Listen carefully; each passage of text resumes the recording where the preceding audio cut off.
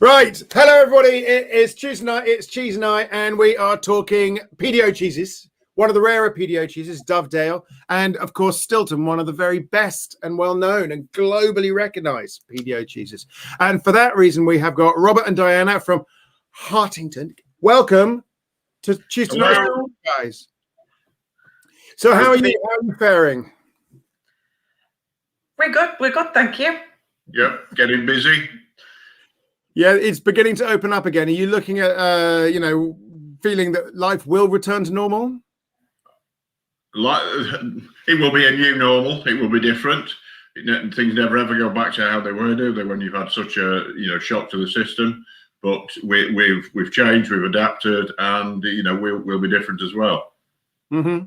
Yeah, no, I think that's going to be for everyone. So let's leave COVID aside for a second, and let's give us a quick tour of the cheeses you do, so that everybody is on the same cheese board to use catchphrase. So give us the tour. You're most famous for your Stilton, which I'm very disappointed you haven't sent me any of.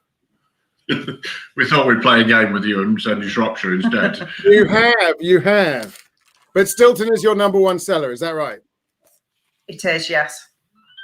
Now, I've got a rather extraordinary camera, which makes, bizarrely, my cheese disappear. I don't know if you can see that. So I need you to hold your cheese up and show the people who are watching. That is a Shropshire in its packaging. And miraculously, that's this piece of Shropshire which just unpacked itself. Oh, isn't that amazing? It's almost Blue Peter here, except it's Blue Shropshire. Get down, Shep. So, what is your best-selling cheese? What is your range? So we make Blue Stilton. Mm-hmm. We also make a Peakland Blue, which is similar to Stilton, slightly aged more, so it's got more of a punch. That's the Peakland White. So that's a cream white, which is quite a citrusy, salty cheese, more suited to salads. And it's got a feta about it, doesn't it? A feta. Yeah, slightly. Yeah. So it is quite good for salads, and it's good for melting on toast or oat cakes or anything like that. But yeah, it's quite a salty, citrusy, fresh cheese.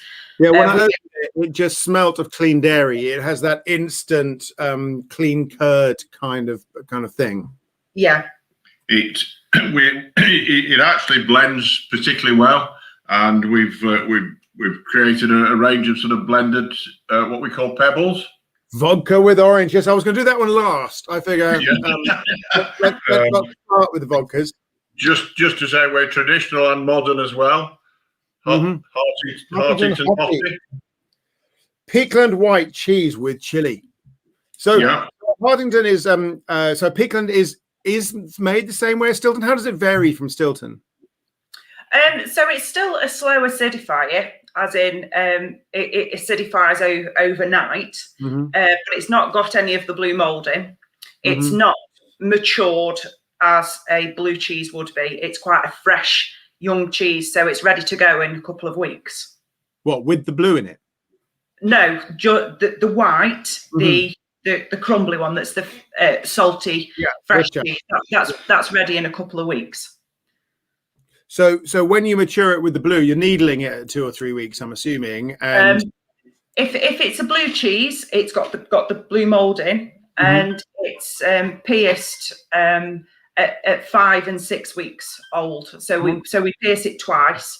It's sealed. The edges are sealed as you would do with a Stilton. So that in effect stops any of the air getting in to start the mold growth, and then we control the mold when we want it to grow by piercing it at 5 weeks. And when is it ready? Sort of the 9 weeks. Round about 10, 11 weeks for a Peakland Blue. Our Stilton is ready 8 to 9 weeks, and the Shropshire is ready sort of 9 weeks as well. Okay. So it's not like a cheddar that's sat on the shelves for 12 months. No. So you've got 4 blue cheeses. You've got Peakland Blue, you've got a Shropshire Blue, you've got a Stilton, and you've got the Dovedale, which... So the Dovedale is a completely different make. Mm-hmm. But the way Diana makes the Stilton and the Shropshire, they're probably slightly creamier than some of the other Stilton makers.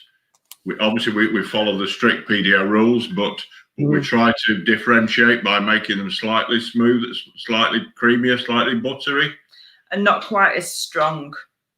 Mm-hmm. So I'm getting it now.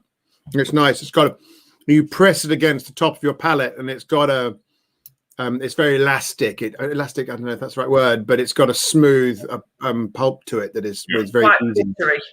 Almost if you get on the top of it, it melts in your mouth almost. Mm-hmm. It's melting right now. Mm-hmm. Yeah, excellent. You know, we got to try to be different to be noticed, and you know, it's pointless us trying to make a really strong Stilton. So we're making something that may appeal to younger people. So in Stilton land, you've got the Long Clawsons and the Tuxtons and Tebbits, who are the big boys. Yeah. And then you've got your Cropwells and your Colstons, who are, and then you've got you guys. I mean, is that a fair approximation? I'd say that's very fair. Yeah. So how many Stiltons would you be making a day or a week? So we make round about 80 a day. So we're on a very small scale compared to anybody else. And we can only manufacture 4 days a week. Okay. Due to space, and all our process is done in one vat. So there's very little movement of any curd, which is good for Stilton. You know, you don't want to be bashing it around or anything. So that limits us as to how much we can make. And space. We don't have the space. So you have one big square vat, round vat? It's a square vat. It's a square vat. And you drain the curd into the vat and let the curd set there, because someone like Colston Bassett would lay it out on a table in a different vat. Yes. Yep. And as it's sitting there, you're letting it. So how long do you let it the Stilton acidify for? So it's overnight.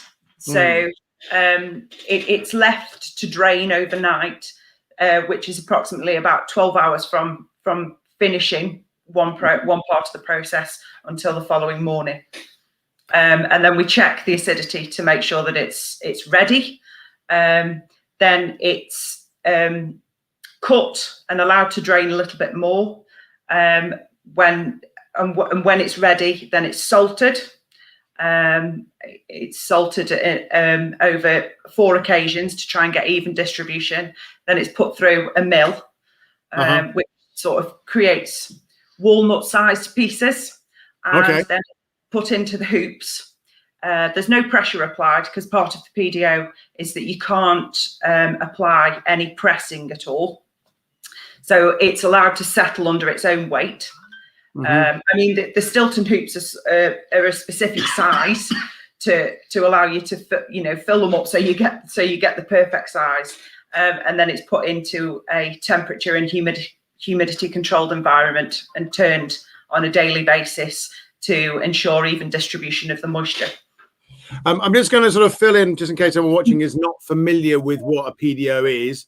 Product of designated origin, a European structure for allowing a community to sort of own a brand or a style rather than an individual or a business. And each PDO comes with its own set of rules. And to make the PDO, the cheese, could be a cheese, could be a drink, could be all sorts of PDOs. You have to abide by the rules. And one of those rules is how it's made, or some of the rules, but also where the milk can come from. And that for Stilton is Derbyshire, Leicestershire, and Nottinghamshire. Yes, yeah. But you're the only Derbyshire one. We are the only Derbyshire Stilton maker. And does that make it taste any different? Our grass tastes far better than the grass from Manchester. Of course it does. Of course it does. The Peak District limestone plateaus are synonymous for grazing dairy cows. So do you go big serious way? Do you think you can taste the difference in the milk? At certain times of the year, yes, you can. And you think go out to grass in the spring, the cheese will taste slightly differently to when this time of year when the cows are at the house on a winter diet. So if you've got a 3-month cheese, you would say you get your peak Derbyshire distinctiveness in sort of June or July then? Yes. Well, there you go. That's it for everyone, right? We must all go in 3 months to a Stilton party in Derbyshire. That's what we're going to do. So that's your Stilton cheese, which, you know, you've got your variation on what is, if I can be honest, a sort of well-trod path, one of the most established cheeses in the country. But let's go to the other end of the spectrum with the Dovedale. So people may not know that Dovedale is a PDO cheese, a protected designated of origin cheese. But it's had a bit of a checkered history. Do you want to sort of fill me in? So Dovedale was made, it was developed in the 80s by a team of cheesemakers that were based at the Dove Dairy in Hartington. And it was developed as a slight continental style, softer blue cheese, which was sort of new to the British market, I suppose.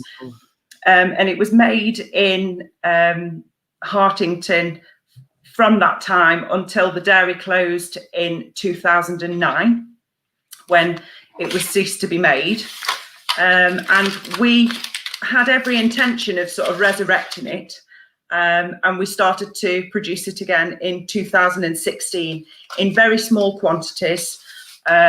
We only make it in 100-litre batches, which gives us round about 5 cheese. So in a day, we'll be able to make sort of 8 batches. So we can only make 40 of the cheese a day, and they're little over 2 kilos. So it is on a small scale. But because it's a soft cheese, it's far more time critical with the acidity, which is why we can only make it in such small batches. So let's look at the history of Dovedale. So 2000, when you say it was first made, 2000 It was made in the 80s. Sorry, 80s, that's right. So it's actually only 40 years old. Yes, it's quite. So, to ask a sort of rude question, how is it allowed to have a PDO if it's only 40 years old? The PDO was applied for by Dove Dairy in Hartington, and it was very much to do with the area that the milk came from. So at the time, it was within 12 miles of Dovedale, and very much based on the experience of blue cheese makers from the dairy, of which we have some of those cheesemakers now still. So we've got years and years of knowledge of the Dovedale make, really. Because it is quite different in character to, well, almost anything else in the UK, let alone in Derbyshire. So you've got a rind that, a paste that's about that thick, not the tall Stilton cheeses, and you are encouraging an outer rind maturing through what looks to me like Penicillium Roqueforti or something like that. It is, yes. Yeah. So you're deliberately encouraging that outside to get a bit of creaminess just kicking off under the skin. And I'm imagining that this feels to me like sort of a mid-ripeness one, but I imagine that goes quite yellow, quite creamy, quite sort of buttery by the time. I'm gonna show you one that's an older one. That's more mature. Oh yeah, you see there it is. We're going with that deep, dark sort of bottom of the ocean blue. With creamy yellow in between, but it still got the rind on. Yeah. Has that one lost? Does that lose quite a lot of moisture during the maturation? It does, yes, but because it's nothing like the Stilton would do. Okay. Because it's a softer cheese, it still retains quite a lot of moisture. Right. It's got a real sense of, there's a real difference between that softer cheese just under the rind and the slightly firmer cheese towards the centre. Yes. But as it ages, it breaks down, the curd breaks down even more. And as the blue mold develops, it breaks down the curd even more. So the cheeses can be ready to go in sort of 4 weeks. But it'll be a totally different cheese at 8 weeks, and that's customer specific on what people want, really. we tend to find that now people prefer a younger cheese that hasn't got that blue punch to it. But the Dovedale, as it matures, gets quite a strong blue flavour towards the end of its life, as the one Robert's just shown you.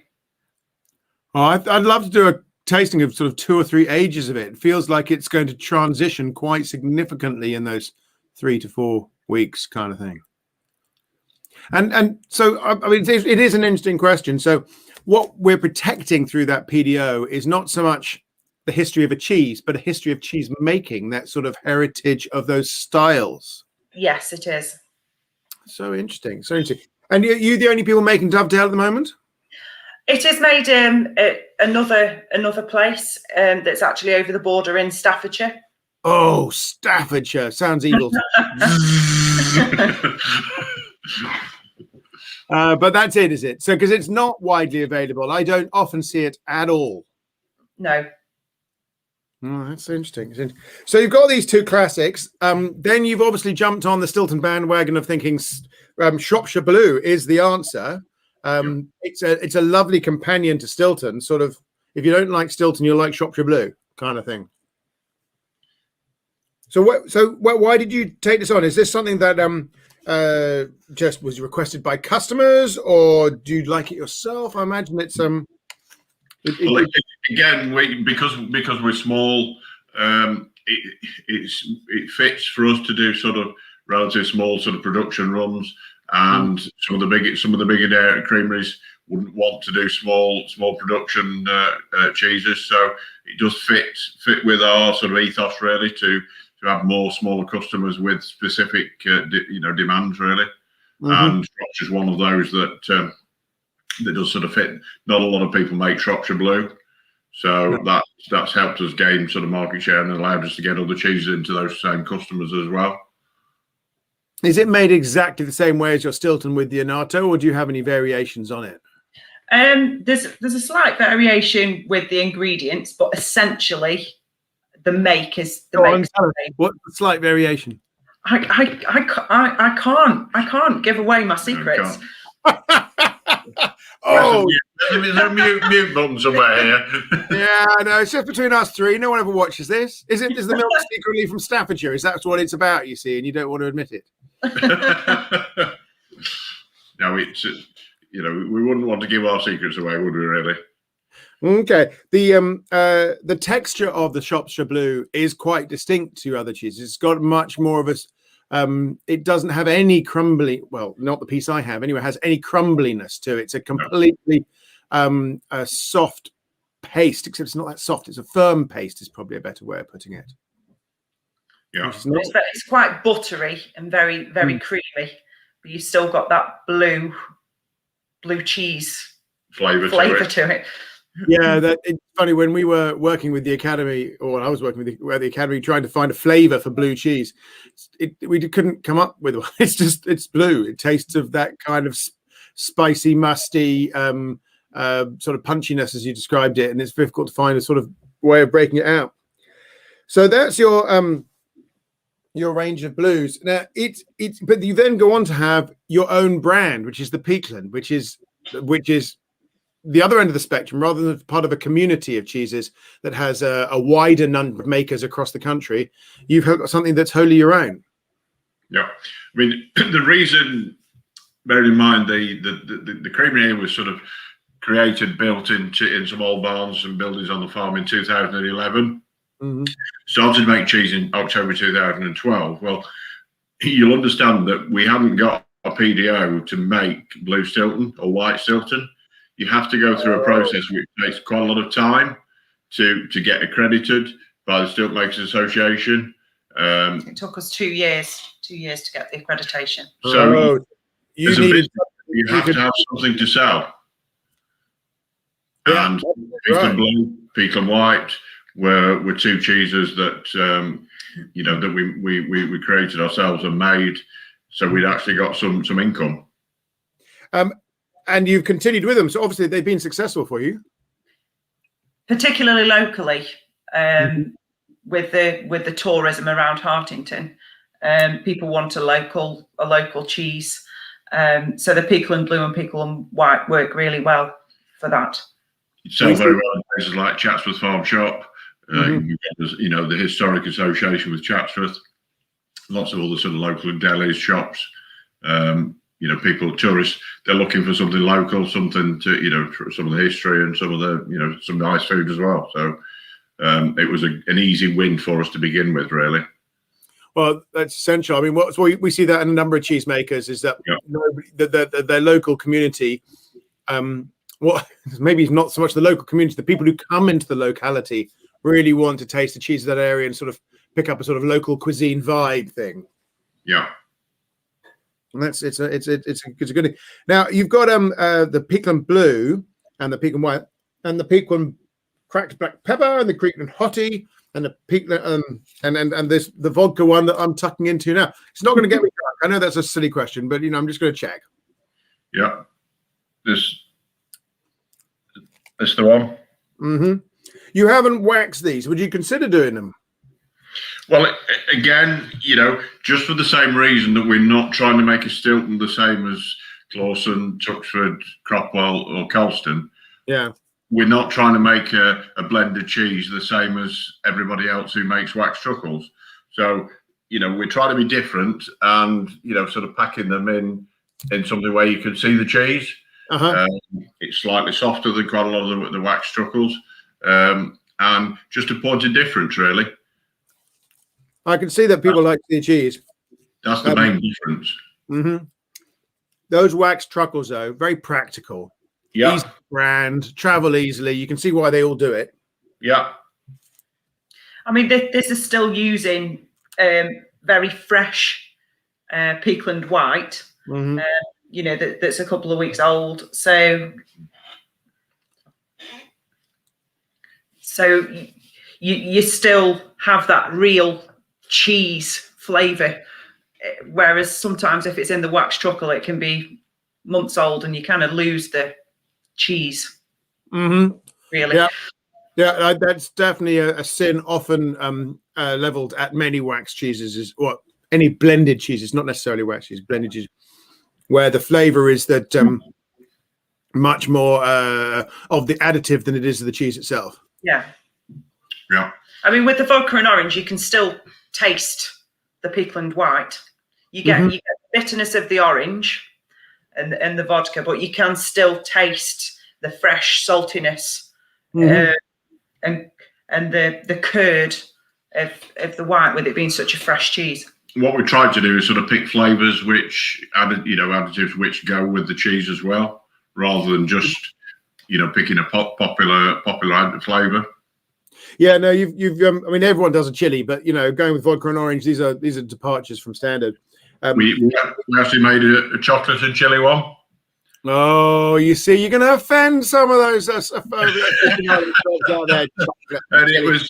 I love it with ice cream.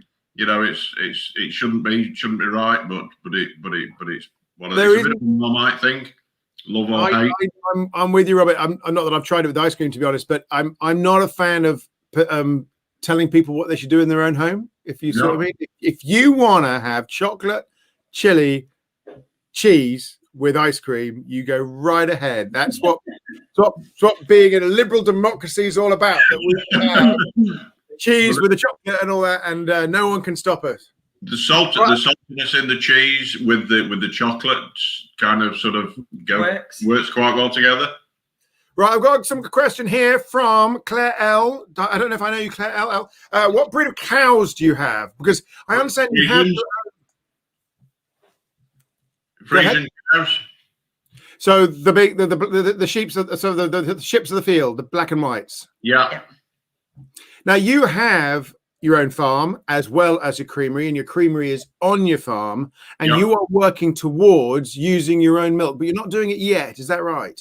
No, the plan was last year we were going to start from sort of middle of the summer, but then because of COVID, and we lost about 80% of our business in March with hotels, so hospitality, local businesses closing, under the restrictions.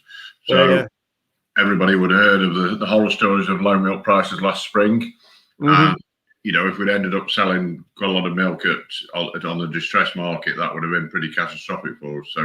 So at the moment, we're sort of building ourselves back up again, and the plan is, as soon as we possibly can, to take all the milk off the farm. Yeah, this is not the year to be taking sort of substantial risks unless you have to, really, is it? No, we've had lots of financial sort of blows to deal with, and that we didn't really need another one, to be fair.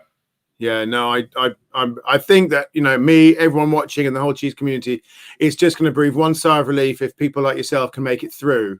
No one's asking for big, you know, statements of providence and all that right now. We want to party in the summer. That's the outcome we're looking for. Yeah. I mean, the milk comes from a dairy farm 2 miles down the road.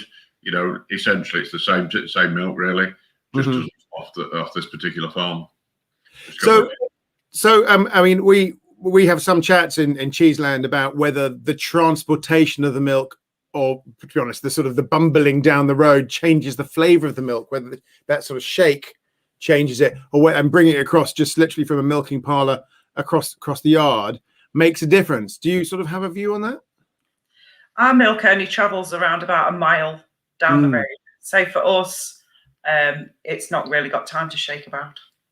Tom Calver of Westcombe once said to me that he can tell who drives the tractor from the taste of the milk, from the dairy from the milking parlour to the dairy, because the shaking of the milk affects it. Now, I think that's just one of those things people say when they're in their cups. Bluntly, I'm very much surprised if you could actually put it off. But I'm interested. People also say about goat's milk is particularly vulnerable to aggressive treatment, if you kind of thing. So it'd be interesting to see if and when you do bring the cheese making from your own herd, whether you get a flavour difference. Yeah, I mean, certainly the way you handle the curd, that is absolutely critical, isn't it, to the flavour of the cheese and the texture and everything like that. But not had any experience with the handling and moving the milk around, really. Well, there you go. You can find out. We will find out when you get to it. So hopefully this summer, but it'll be sort of next summer, if not, kind of thing. That's the plan. Yeah. Hope so. Yeah. Well, that'd be so exciting. The idea of you know, the milk coming from the farmer in Stilton land, which will make you the only on-farm Stilton maker, fermier, to use the French term, in the world. Correct. Yes. We will be even more unique. Even more unique. My dad wouldn't have liked that. You're unique or you're not. And I think we're qualified. Guys, it's been fantastic to talk to you. Thank you so much for coming on Tuesday Night Cheese Night with the Academy of Cheese. And absolutely best of luck coming out of COVID. Thank you very much. Yeah, thank you very much. Really appreciate that. It's been a pleasure. So goodbye from me. Goodbye from everybody who's watching. And so everyone wave. And for those fans of Tuesday Night, we'll be back in 2 weeks. And eat more cheese. That's the answer. Eat more British cheese. Eat more British cheese. Oh, yeah, I should probably say that. British Cheese Weekender is back. The dates are the 20th. Are you involved, guys? We are, absolutely, yes. What are you doing for British Cheese Weekender? This is exciting. Jeremy Bone, who's part of our team, will be telling us all about it tomorrow. In that consultative way that he does, that ends up doing exactly what he tells you, kind of way. Is that what we know Jeremy? We love Jeremy. All right, well, brilliant. Bring on British Cheese Weekender. That'll be next month. Thank you very much, and goodbye. Thank you.